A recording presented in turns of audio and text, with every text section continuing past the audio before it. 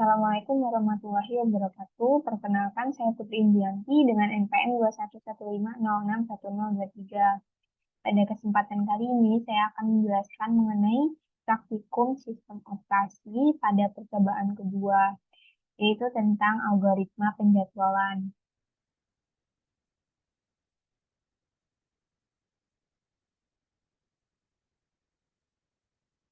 Nah, di sini terdapat percobaan pertama, dan di sini ada kode program yang akan disimulasikan. Nah, di sini kita bisa copy terlebih dahulu. Kemudian di sini saya sudah membuka OS simulatornya. Kemudian bisa klik compiler dan pilih new.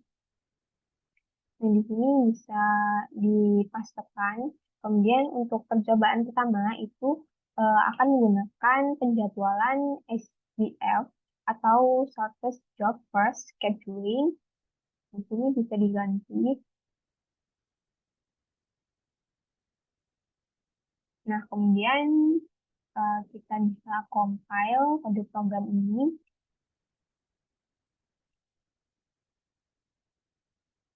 Selanjutnya di sini terdapat output dari kode program ini. Selanjutnya bisa pergi ke loading memory. Nah, di sini kode successful load in memory. Kemudian di sini terdapat program list dari kode program yang telah dikompil tadi. Kemudian kita bisa pergi ke virtual OS. Nah, di sini terdapat program listnya. Kemudian ada ready process, running process.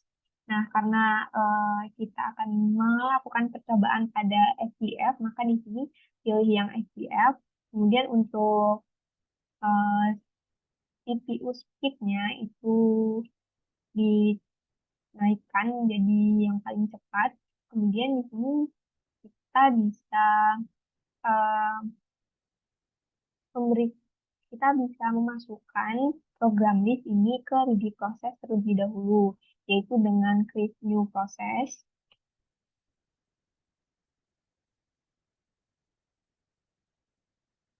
Nah, di sini sudah terdapat tiga tiga program list yang telah kita masukkan ke dalam ready process ini.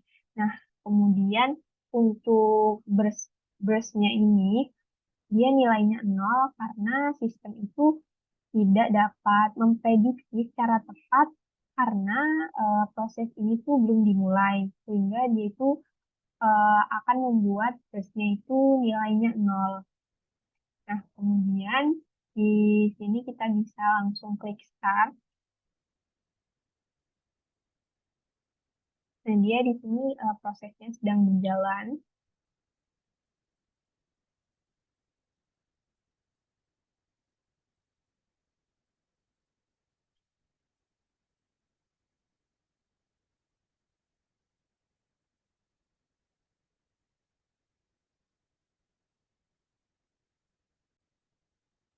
Nah, ini prosesnya sudah selesai, kemudian bisa dilanjutkan eh, ke views.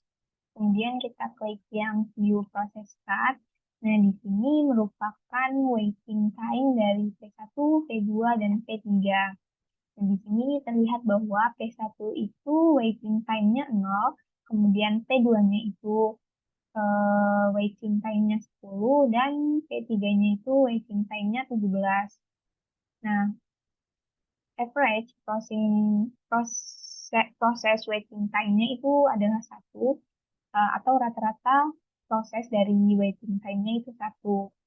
Kemudian bisa klik yang view log untuk lebih lengkapnya. Nah, di sini untuk average waiting time P1.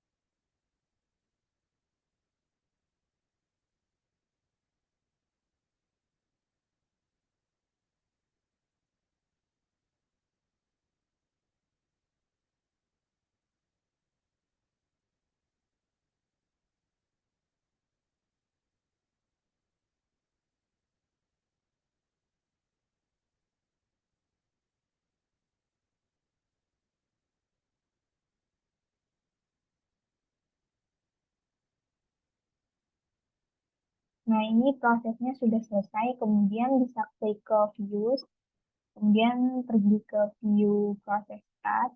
Nah, di sini merupakan waiting time dari P1, P2, dan P3. Nah, di sini untuk waiting time dari P1-nya yaitu 0, kemudian P2-nya yaitu 7, dan P3-nya yaitu 14. Selanjutnya, kita bisa pergi ke view log. Dan di sini bisa melihat secara rinci dari rata-rata waiting time di setiap P1, P2, dan P3. Nah, di sini untuk average waiting time P1 yaitu 0,11 second. Kemudian untuk yang P2-nya itu 7,58 second. Dan selanjutnya untuk P3-nya yaitu 14,91 second. Nah, selanjutnya kita bisa mengubah arrival time-nya. Nah, di sini bisa create new process lagi. Yang pertama itu kita nggak ubah yang arrival time-nya. Kemudian yang kedua bisa diubah. Nah, di sini kita untuk arrival delay-nya, di sini bisa di checklist. Kemudian bisa pilih terserah mau berapa second. Ini 3. Kemudian klik yang create new process. Selanjutnya bisa ditambahin satu lagi. Klik yang ini, kemudian pilih mau berapa second. Nah, di sini dia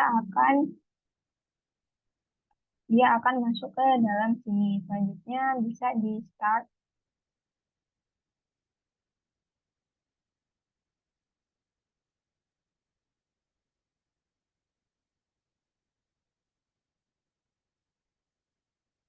Nah, ini prosesnya sedang berjalan.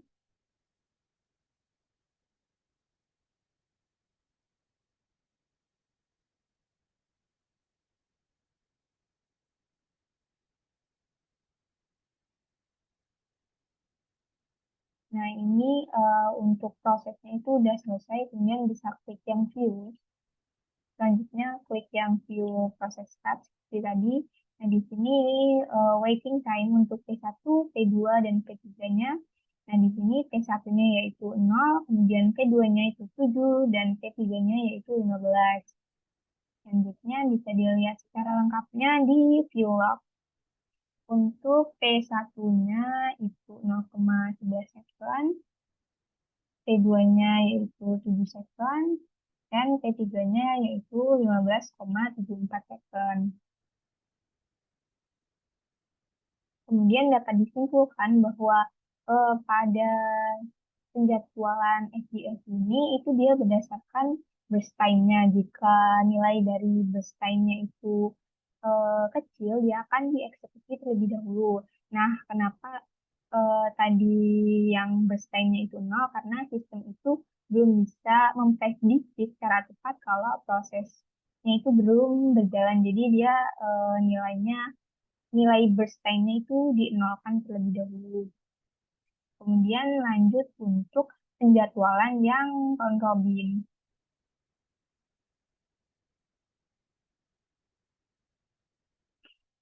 Nah, di sini bisa eh, yang edit source, kemudian klik new.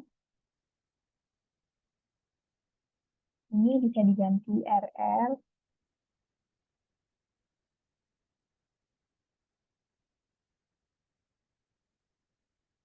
Kemudian bisa ke compile, terus di compile.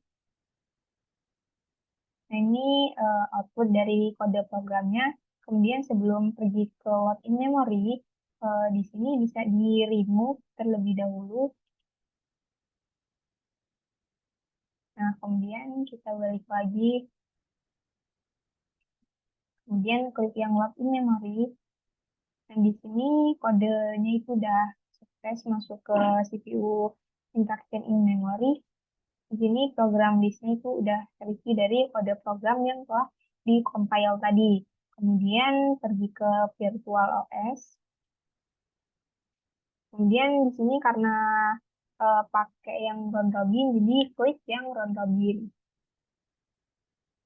Kemudian untuk OS kontrolnya, nah di sini CPU speed-nya itu udah yang paling tinggi.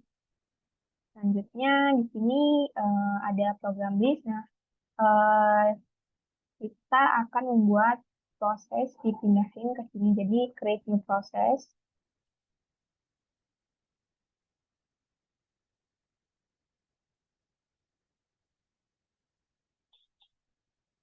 Nah, setelah itu pergi kita langsung start saja. Nah, ini prosesnya sedang berjalan.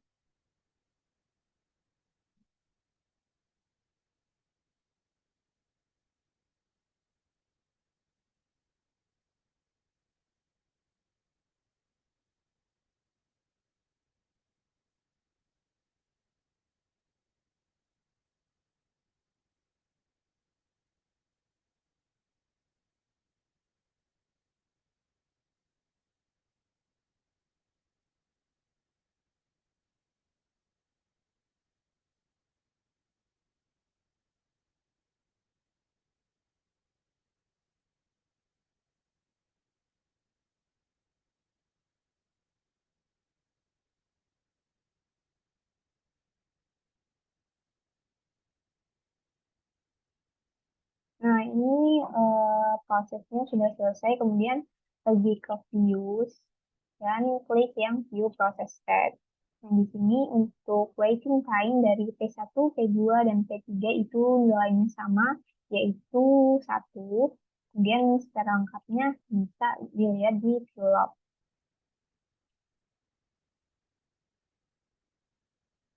Nah, di sini untuk average waiting time P1-nya yaitu 1,78 second. Kemudian untuk P2-nya yaitu 1,84 second. Dan P3-nya yaitu 1,85 second.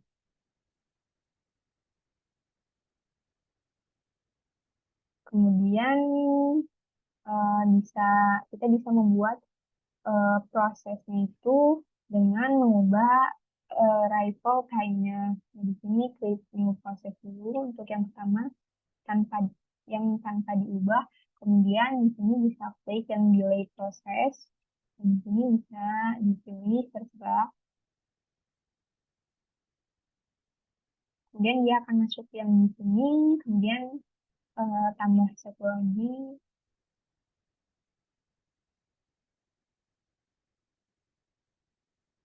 Nah, selanjutnya bisa di start, tapi di sini di clear dulu.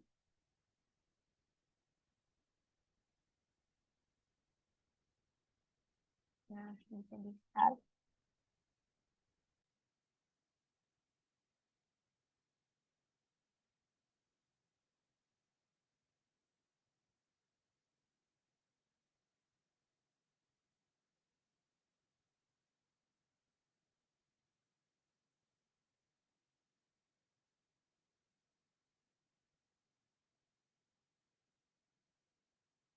Nah, ini prosesnya sudah selesai. Kemudian pergi ke views dan klik yang view process start.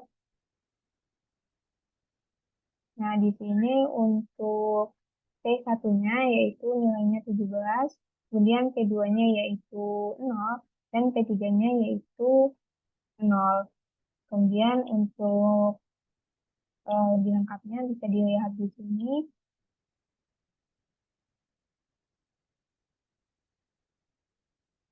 Nah, di sini untuk P3-nya yaitu 0,94 second, kemudian untuk P2-nya yaitu 0,95 second, dan untuk P1-nya yaitu 17,7 second. Nah, kesimpulan dari percobaan Don Robin yaitu bila arrival time-nya itu diubah, maka nilai waiting time-nya antara yang diubah dan tidak diubah itu akan berbeda.